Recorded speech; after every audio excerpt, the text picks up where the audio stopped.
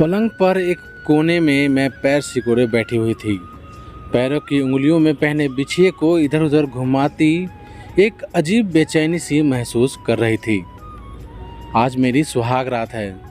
अभी मेरी उम्र ही क्या थी, मात्र 19 साल। पता नहीं माँ पापा को क्या जल्दी थी मेरे विवाह की, जो इतनी जल्दी विवाह कर दिया गया। वो भी क्या करें, हम 3 बहनें हैं।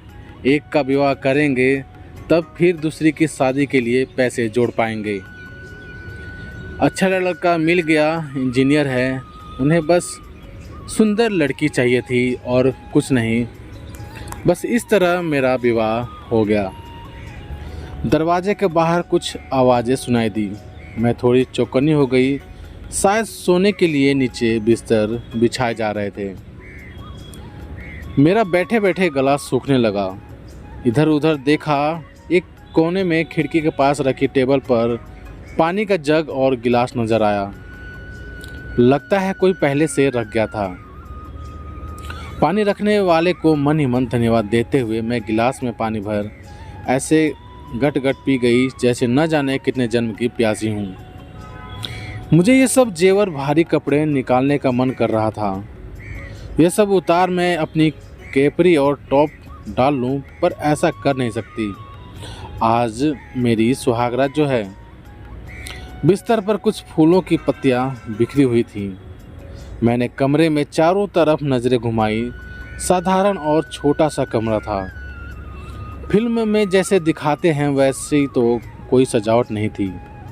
फिल्मों को देख देख कर जाने कितने रंगीन सपने आंखों में बसा रखे थे। खैर, मैंने एक लंबी सी सांस ली और फिर पैरों के बच्चे को इधर उधर घुमाने लगी। तभी दरवाज़ा खोलने की आवाज़ आई। मेरे दिल की धड़कन तेजी से बढ़ने लगी। क्या यह आ गए? नज़रें जरा सी ऊपर उठाकर देखा। हाँ, वही हैं। वो मेरे पास आकर बैठ गए। उनका बहुत साधारण सा सौम्य व्यक्तित्व था। हाँ, हीरो जैसी कोई बात नहीं थी, पर ये जब मुझे देखने आए थे तो मुझे बहुत अच्छे लगे। कम बात करते हैं, मेरी तरह बकड़ बकड़ चालू नहीं हो जाते। मुझे यह भी मालूम पड़ा कि इन्हें पढ़ने का बहुत शौक़ है और मुझे फिल्म देखने का। वो घूमना फिरना ज़्यादा पसंद नहीं करते और मुझे घूमने फिरने का बेहद शौक़ है। मेरी तो तमन्ना ही यही थी कि मैं शादी के बाद खूब घूमूंगी फिरूंगी। विवाह होते होते मुझे ये समझ आ गया था कि हम स्वभाव और शौक़ में एक दूसरे से भिन्न हैं। कैसी हो? इन्होंने बात शुरू करने के लिहाज से मुझसे पूछा। इनके पूछने पर बस मैंने जरा सा सिर हिला दिया। मैं ना जाने कौन सी आशंका से विचलित हो रही थी। इन्होंने फिर पूछा, थक गई होंगी? यह बात तो सही है, थक तो मैं गई थी। इसका जवाब भी मैंने सिर हिलाकर ही दिया। फिर बोले, तुम कपड़े बदल कर आराम कर लो और कुछ भी ज़रूरत लगे बिना झिझक मुझे बोल देना। ये कहते हुए इन्होंने अपनी शेरवानी में से गुलाब का एक फूल निकालकर मुझे देते हुए कहा, तुमको मैं स्वीकार हूँ। मैं कुछ नहीं बोली, बस गुलाब ले नीचे नज़र कर बैठी रही। वो कुछ पल खामोशी से मुझे देखते रहे, फिर बोले, घबराओ नहीं, हम पति पत्नी बनने से पहले एक अच्छे दोस्त बनेंगे। फिर यही दोस्ती हमारे रिश्ते को मजबूत बनाएगी। क्या तुम मुझसे दोस्ती करोगी? मैंने धीरे से मुस्कुराकर फिर अपना सिर हिला दिया। वो भी मुस्कुरा दिए। मैं एक राहत सी महसूस कर रही थी, मानो बहुत बड़ा बोझ मन से उतर गया हो। उनके प्रति एक अलग पर सुखद एहसास मैंने महसूस किया। आप से मुस्कुराते हुए सोचने लगी, इस रात को सुहागरात का नाम दूं कि नहीं, पता नहीं। पर शायद हम दोनों ने वहाँ पहला कदम रख दिया था जहाँ से प्यार शुरू होता है। साल बीतते गए। मैंने वो गुलाब अपनी निजी डायरी में संभाल कर रख दिया था। जिंदगी की भागा दौड़ में दोबारा उस डायरी को देखने का मौका ही नहीं मिला। हम दोस्त से पति पत्नी बने और फिर बस वही बनकर रह गए। दोस्ती कब गायब हो गई पता ही नहीं चला। हमारे शौक और स्वभाव में भिन्नता के चलते कभी कभी लगता कि धीरे धीरे हम पति पत्नी होकर भी दो अनजान बन गए हैं, जो रहते हैं एक ही छत के नीचे पर एक दूसरे को ठीक से जानते ही नहीं। कई वर्षों बाद आज मैं अपनी शादी की पुरानी साड़ियाँ निकाल रही थी।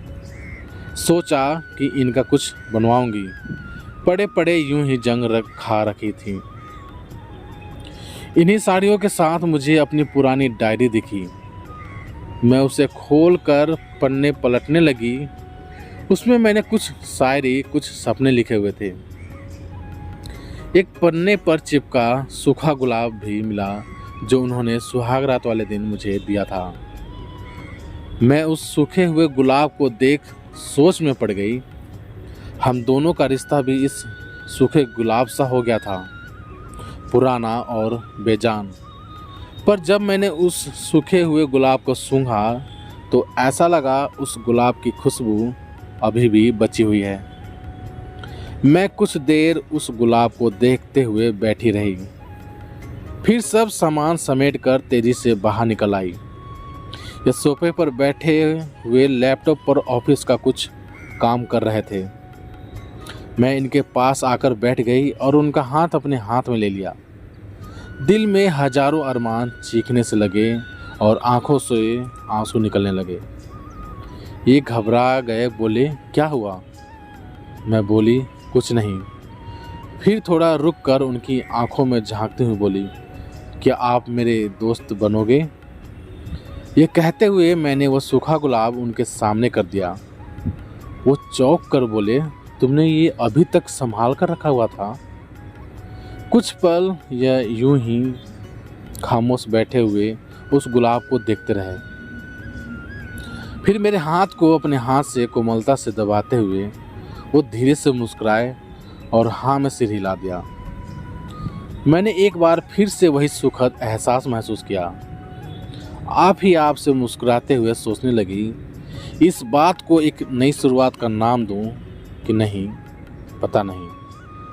पर शायद हम दोनों ने वो पहला कदम रख दिया था जहां से दोस्ती शुरू होती है। तो प्यारे दोस्तों, आप सभी को ये कहानी कैसी लगी प्लीज़ कमेंट करके हमें ज़रूर बताना। यदि कहानी आप सभी को पसंद आई हो तो लाइक करना, शेयर करना और हाँ, चैनल पर नए हो तो प्लीज़ चैनल को सब्सक्राइब भी ज़रूर कर देना। चलिए दोस्तों, मिलते हैं आप सभी से एक और नई कहानी के साथ। तब तक ले जय हिंद, वंदे मातरम।